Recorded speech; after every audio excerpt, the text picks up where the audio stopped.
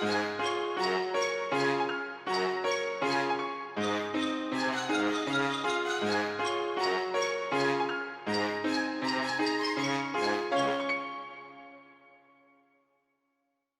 my book-loving friends, and welcome back to Storytime with Mary. This is where we get to read all of our favourite books. So if you're loving reading along with Mary, don't forget to hit the like button and also subscribe to our videos so that we can read together all the time. Book lovers, do you remember that we read a book last week called The Little Cockroach?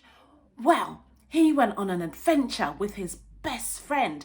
They're called Pedro and Enrico, and they went on an adventure to Italy. Today, book lovers, they are continuing their adventure in The Little Cockroach, a Right Royal Road Trip. This book is written by Susie Violet and illustrated by Alex Patrick. So if you've got The Little Cockroach, a Right Royal Road Trip at home, grab it now and let's read it together. And I'm sure you guessed by all of these pictures, their road trip is to London. So I want to tell you a fun fact about London.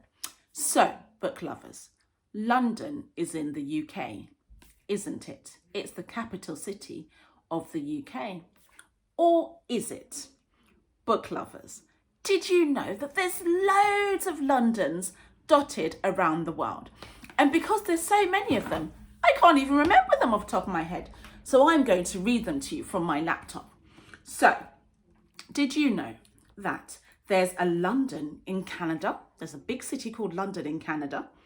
There's also a London in Finland. There's a London on Christmas Island. So Christmas Island is in the South Pacific, isn't it? And it's a beautiful island. And there's also a London in Nigeria, in Africa. Did you know that? There's a city called London in Nigeria. But the best of all, there's a city called East London in South Africa. So that's 2 Londons in Africa so far. And in the United States, there's at least 16 towns and cities called London or with London in their name. So book lovers, next time you're talking about London, make sure you get the right one, because as you can see, there's loads of them around the world. Okay, if you've grabbed your adventurous book, The Little Cockroach, a Right Royal Road Trip, shall we get started? Pedro, the little cockroach, was feeling chirpy and chipper. He looked at all the bright lights through a haze that twinkled like glitter. "We are bold travellers," Pedro said, "on a mission to discover." Enrico turned to his best friend. Then they looked around in wonder. "Arriba!" Pedro whooped. "Let's go and explore." Pedro's pal Enrique yelled, "Look, a riverboat! Quick, jump aboard!" The roaches crept across the deck to where a creature sat. Pedro smiled, and the pear-shaped figure said, "Hiya, I'm Ruby Rat." "Hi, I'm Pedro, and he's Enrique. We've just got off a flight. I'll show you around," said Ruby Rat. "This city's dynamite." The boat whipped up the River Thames. Their excitement grew stronger. The London Eye and Tower Bridge were reflected in the water. They arrived at the Tower of London and stared with awe and surprise. Suddenly, a raven swooped in and took them up towards the skies. "Cracking vista," Enrico squealed, trying to use the lingo. They took in the views. They truly amused before being dropped through a stone window. Glistening behind glass sat the priceless crown jewels, with over 140 gems to see. All the little bugs could say was, "Coo." All of a sudden, a beefeater shouted, "Stop that robber!" As a man ran away. Pedro cried, "Follow my lead." Ruby tripped up the bad guy.